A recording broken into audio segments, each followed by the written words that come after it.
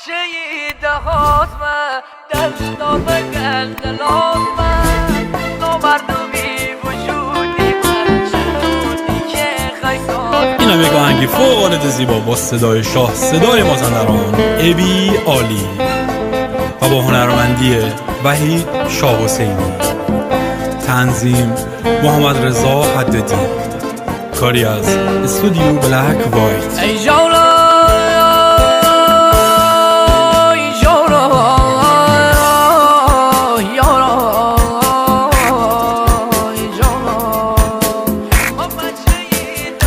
بچه دهات من دلدار مگن دلات من نامرد و بی وجود نیمه شدونی که خیصات من هرشو ساده عرق خرم و بند و بساتی نار من تنهایی لاتی ترم و رفیق فام نخوامم.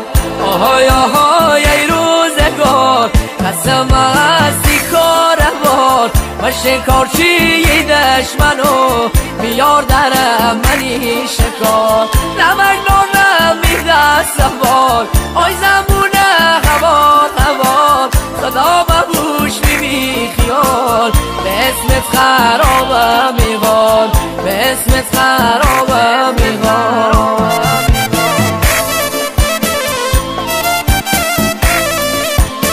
پشمان سال پور دلگنت دادا کنم همه شیر یادا کنم آشی دلی دار.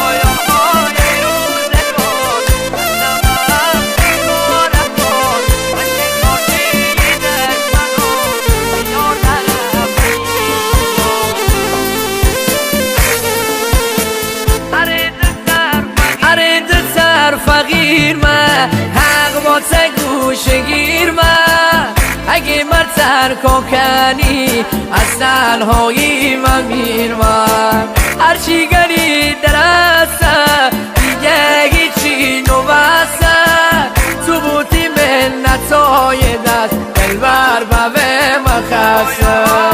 آهای آهای ای روزگار قسم هستی کاروان و شکارچی دشمنو میار درم منی کنار نمک نارم میده سوال آی زمونه هوار هوار صدا ببوش بی خیال به اسمت خرابم میحال به اسمت خرابم میحال.